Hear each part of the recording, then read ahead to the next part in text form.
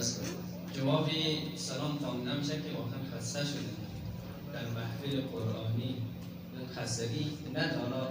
برای رفع خستگی صلوات بلند بر محمد و آل محمد.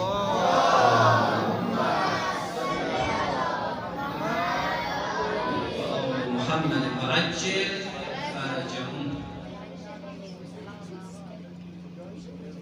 خدا انشاءالله برای همه توفیق بده، مخصوصا قاریانی عزیزی که از قرائت‌های زیباشون استفاده کردیم. برای سلامتی همه قاریان، مخصوصا قاریانی که در این محفل قرائت کردن، بازم صلوات بلند بر محمد و آل محمد.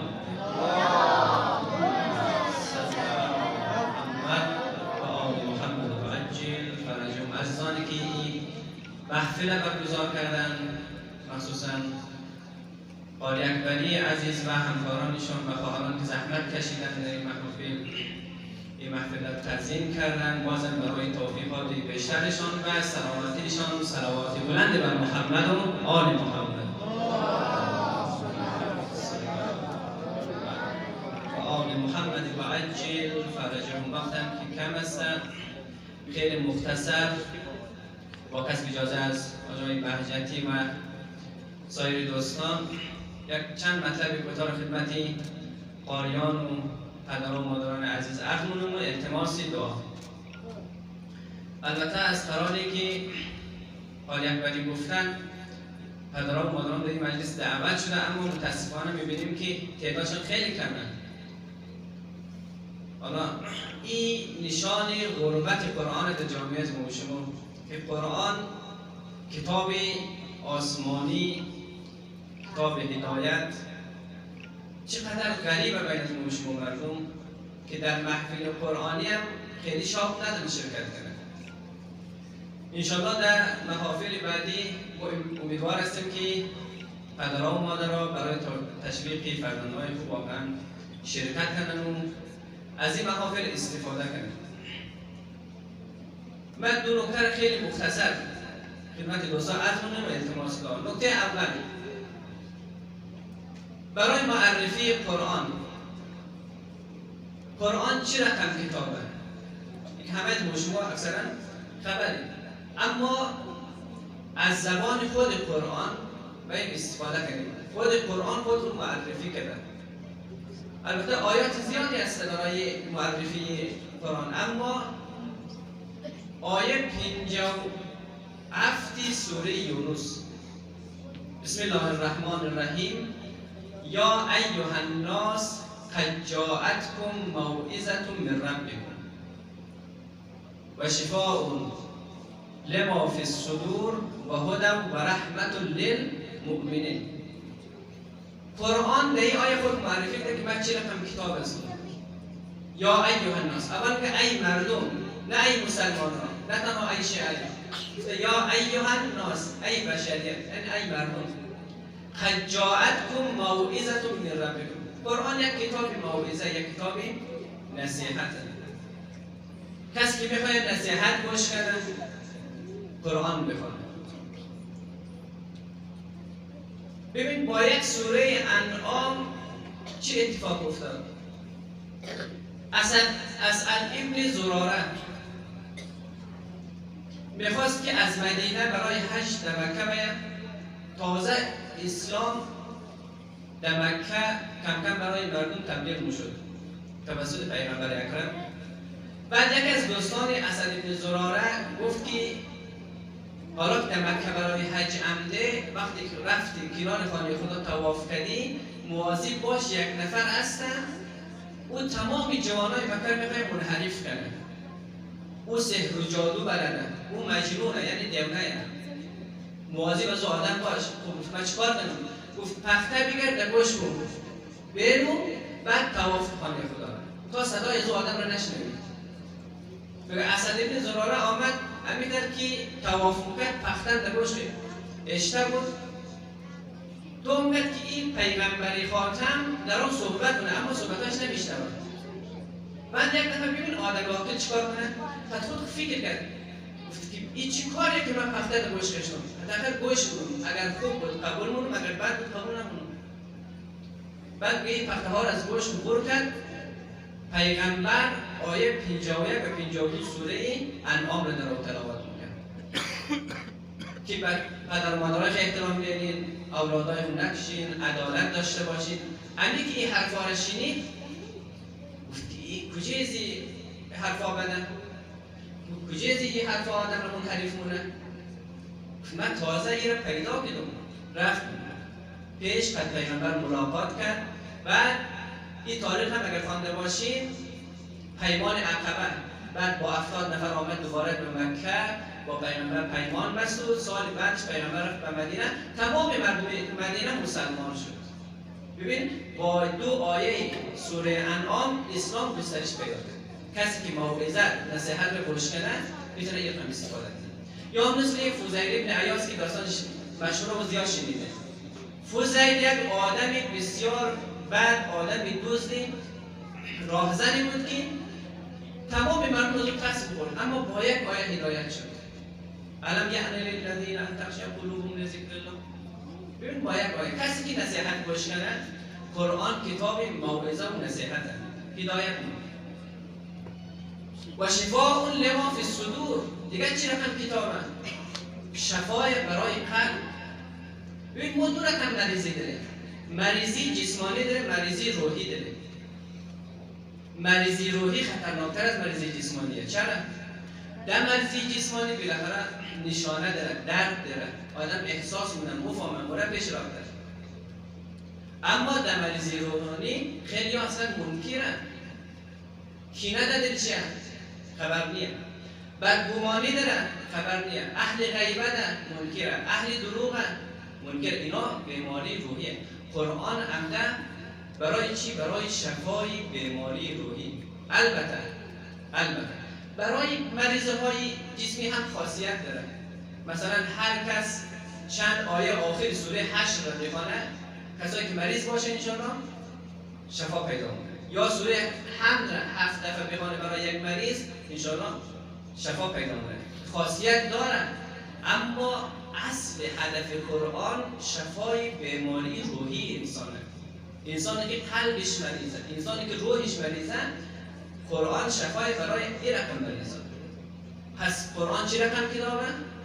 شفاء لما فی الصدور، برای شفای بیماری روحی. و هدن یعنی قرآن کتاب هدایتگره، هر کس بخواید هدایت میشه. فکر مونین چرا اینقدر مخالف قرآن در دنیا هر سال یا هر چند سال بعد چیکار کنه؟ قرآن رو در میده، بسوزانه. حالا غیر از قرآن مگر کم کتاب در دنیا؟ چرا اینقدر علیه قرآن تبلیغ کنن؟ ترس میکنن، چون قرآن کتاب هدایت مفهمن که اگر مسلمان ها از قرآن استفاده کنن، اگر توسط قرآن هدایت شونه، دیگه اونا مقام و منزلت و عزیز میدن. به خاطر ترس از قرآن هر سال علیه قرآن تبلیغ میشه که این البته به نفع قرآنه. چند وقت پیشی که دستیونت قرآن سوزان، این به نفع قرآن شد. برای همه سوال خلق میشه که این قرآن چه رقم کتابه که اینا مخالفت منقدش، یک ایده مورد تحقیق مونه، هدایت میشه. پس قرآن کتاب هدایته، بخوایم هدایت شدیم از قرآن باید استفاده کنیم. و رحمت للمؤمنین، کتاب رحمت برای مردم، برای مؤمن، کسی که ایمان در قلبش باشه. یک کتاب رحمت خدا نازل میشه برایش. پس قرآن در آیه 57 سوره یونس خود معرفی کرده، کتاب موعظه و نصیحت، کتاب شفای برای بیماری روحی، کتاب هدایت هستند و همچنین رحمت خدا در زندگی مردم اگر استفاده کنید. این نکته اول. و اما نکته دوم وظیفه چیه؟ وظیفه از مردم در مقابل قرآن چیه؟ وظیفه قاری در مقابل قرآن چیه؟ اولین وظیفه، ساده‌ترین وظیفه و مهمترین وظیفه ایه که قرائت قرآن، تلاوت قرآن، قرآن بخوانیم، با قرآن مانوس باشیم، زندگی خود را با قرآن بسازیم. چه رقم؟ ببین بیبی نفیسه میگه یکی از عروس‌های امام صادق علیه السلام بود، در تاریخش نوشته که در زندگی نامشی در طول عمر خود 6000 بار قرآن ختم کرده. 6000 بار. حالا با شما خیلی همت کنی شاید 20 تا قرآن ختم کرده طول عمر. حالا این بیبی نفیسه ظاهرا حرمش هم در مصر 6000 بار قرآن. حالا با شما اینقدر مسئول زندگیش شاید در طول 24 ساعت یک صفحه قرآن در خانه نخوانی. اگر دنبالی بهانه باشی، بهانه خیلی زیاده. بهانه زیاده که تا از خواندن قرآن فرار کنی. سلمان فارسی، سلمانی که پیغمبر میگه منا اهل البیت، از اهل بیت از میگه. میگه آمدم در خانه، وارد خانه خانم فاطمه زهرا سلام الله علیها شدم. میگه دیدم خانم فاطمه زهرا در بغلش یک از بچه‌هاش خوابیده، در جا و آرد مونه و همچنین دارن قرآن میخوانه. هم بچه‌داری، هم خانه‌داری و هم تلاوت قرآن. او زمان موشمو بانمونه که مو مصروفیت زیاده، قرآن خوانده نمیتونیم. اگر دنبال بهانه نباشی، فرصت برای تلاوت قرآن هستن در هر فرصت. فقر و ما تیسر من قرآن، هر زمان، هر وقتی که فرصت داشتی قرآن بخون. فرق نمونه شب باشه، روز باشه، صبح باشه، پیشین باشه، ظهر باشه، با قرآن مانوس باشیم. پس اولین وظیفه یکی با قرآن مانوس باشیم، قرائت قرآن. دوم تدبر. وقتی قرآن میخوانیم صرفاً خواندن نباشه، باید در موردش فکر کنیم. آقا امیرالمومنین علی علیه السلام میفرماید که از کوچه رد میشد، کمیرم با آقا بود، یک صدای زیبای تلاوت از درون یک خانه شنیده میشد. آقا رد شد، کمیرم اونجا ایستاد یک لحظه. بعد آقا فرمود که بریم. بعد کمیل گفت که ببین چقدر زیبا تلاوت مونه. آقا امیرالمومنین فرمود که صدایش زیبای، صوت قشنگی داره، اما هیچ چیز در دلش نیست. هیچ چیز در دلش فقط لقلقه زبانه. البته دور از جان این قاریایی که امروز صورت گرفت. صوت زیبایی داره اما لقلقه زبانه. بگه بعد از مدت ها در جنگ رهروان آقا امیرالمومنین با کمیل رفت سر یک جنازه. آقا امیرالمومنین فرمود که این عمو قاریه که از صوتش خوش نمی‌بود، علیه امام حساب شده. قاری خوش صدایی که مقابل امام حساب شده. پس صرف خواندن قرآن بلد نمی‌خوره. قضیه قرآن خیلی شدیده. چقدر قاریان قرآن آمدن مقابل امام حساب شده. قرآنی که صرفاً خوانده شده اما تدبر نباشه، تفکر نباشه، در مورد آیات فکر نشه، انسان را هدایت نمونه. در کنار خواندن باید تدبرم باشه. تمسک به قرآن، قرآن را الگوی قرار بدیم، از قرآن پیروی کنیم. او تر نشده که چیزایی که در نفس موشیمو باشه و عمل کنیم اونایی که در ذهنمونه. و جای قرائتی فرمود که یک بخشی از قرآن، در یک آیه قرآن همه عمل نه. کلو و اشربوا، بخورین و بیاشامید. در این همه عمل مونه، همه بخورن و بیاشامن. اما ولا تسرفوا را در قصهش نیست. پس وقتی قرآن میخوانیم اول قرائت باشه، بعد تدبر باشه، بعد عمل باشه. معرفی قرآن این وظیفه از موشمای وظیفه قاریان عزیزه که باید قرآن را برای مردم معرفی کنند. چه رقم؟ یک نمونهش همین برگزاری محافل. نمونه دیگه‌شی با رفتار، با کردار زندگی قرآنی داشته باشند. الان ببینید ما از کجا میفهمیم که مثلا یک نفر قاریه؟ در پیشش که نوشته نیست. قرآن به کای بغل چی میشه که ما بفهمیم قاریه. اگر مثلا یک ملا باشه، یک آخوند باشه، یک عالم باشه، از لباسش فهمیده میشه. الان همه میفهمیم که آقای بهجتی عالم دینه، معرف دینه. اما یک قاری از کردارش فهمیده میشه که قاریه. یک قاری از رفتارش باید فهمیده میشه که قاریه. یک قاری باید از حجابش فهمیده میشه که این قاری قرآنه. پس قرآن رو باید برای مردم خوب معرفی کنیم باشیم. این وظیفه از موشمایه.